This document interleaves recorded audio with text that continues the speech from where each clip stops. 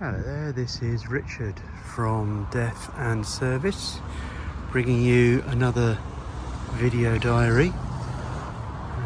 Today coming from Meare in Somerset.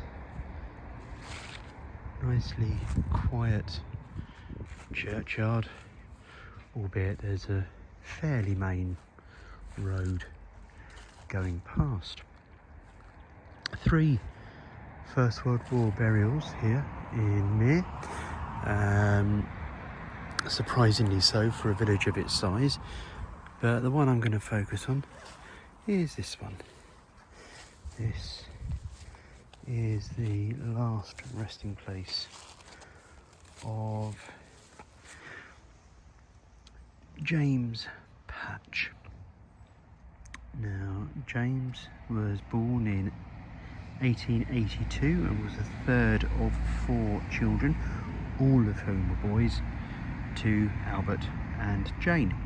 Albert was a farm labourer in Meare, and this is something that once leaving school the Patch boys also went into. Albert passed away in 1904, so James stepped up and stayed living with his mother. By the time of the 1911 census, they were living near the Grapevine pub in Meare, both working as agricultural labourers, and had a boarder with them, a John Lee.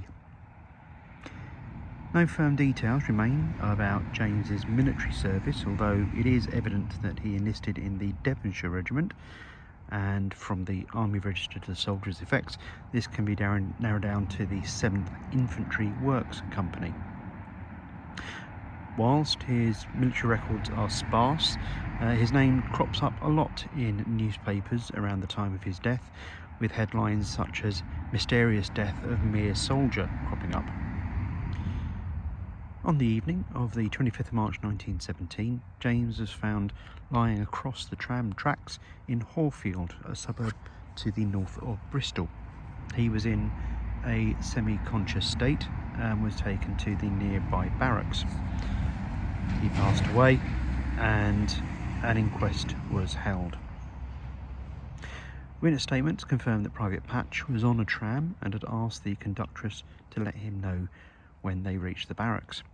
The tram halted at the allotted stop, but when nobody alighted, the driver started up again. James apparently asked the conductress if that had been the stop for Horfield Barracks, and having confirmed that it was, and that he wanted to get off there, she pressed the bell for the driver to pull up at the next stop.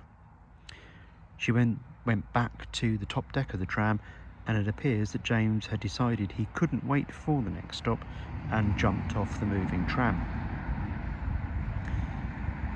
Seems that James fell from the tram and hit his head when he landed. This was when a passerby found him.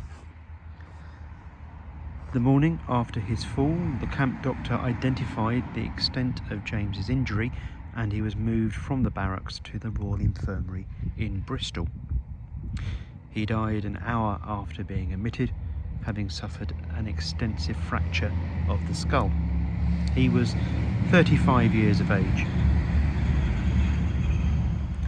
The inquest into his death returned a verdict of accidental death due to a fall from a tram car caused by stepping from the car while in motion. His body was brought back to Meare for burial, and he lies at rest in the ground of the Church of the Blessed Mary and All Saints in his home village here in Meare in Somerset.